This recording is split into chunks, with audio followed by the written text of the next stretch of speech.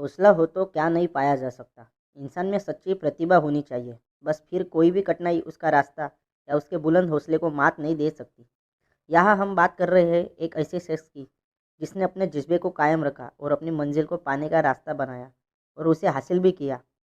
उनका नाम है श्रीकांत बोला, जो बचपन से ही ब्लाइंड है। आज 50 करोड़ रुपए की कंज्यूमर फूड पैकेजिंग कंपनी बोलेंट इंडस्ट्री के सीईओ पद पर नियुक्त है।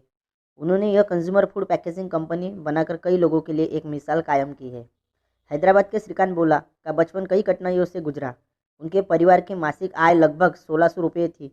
आपको ये जानकर हैरत होगी कि जब श्रीकांत का जन्म हुआ तो उनके कुछ रिश्तेदारों और पड़ोसियों ने श्रीकांत के माता पिता को उनके पैदा होते ही मार देने को कहा था, लेकिन श्रीकांत की किस्मत में कुछ और ही था। किस्मत भी उन्हीं का साथ देती है जो खुद पर भरोसा और अपनी मेहनत से कुछ कर दिखाने का दम रखते हैं। श्रीकांत बचपन से ही पढ़ने में तेज थे। परिवार की आर्थिक स्थिति ठीक न होने के बावजूद श्रीकांत ने 10वीं अच्छे अंकों से उत्तीर्ण की। उनकी मुश्किलें यही खत्म नहीं हुई। वह 10वीं के बाद साइंस पढ़ना चाहते थे, लेकिन उनके ब्लाइंड होने के कारण उन्हें इसकी इजाज़त नहीं मिली। श्रीकांत भी कहा हार मानने वालों में से थे।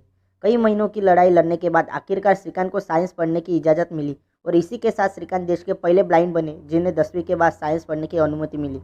इसके बाद श्रीकांत ने दोबारा पीछे मुड़कर नहीं देखा। श्रीकांत को अपनी स्कूली पढ़ाई पूरी करते ही अमेरिका में मैसाचुसेट्स प्रौद्योगिकी संस्थान MIT में प्रवेश मिला।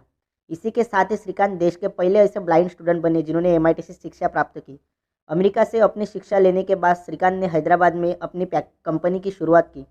श्रीकांत ने लोगों के खाने पीने के सामान की पैकिंग के लिए कंज्यूमर फूड पैकेजिंग कंपनी का गठन किया।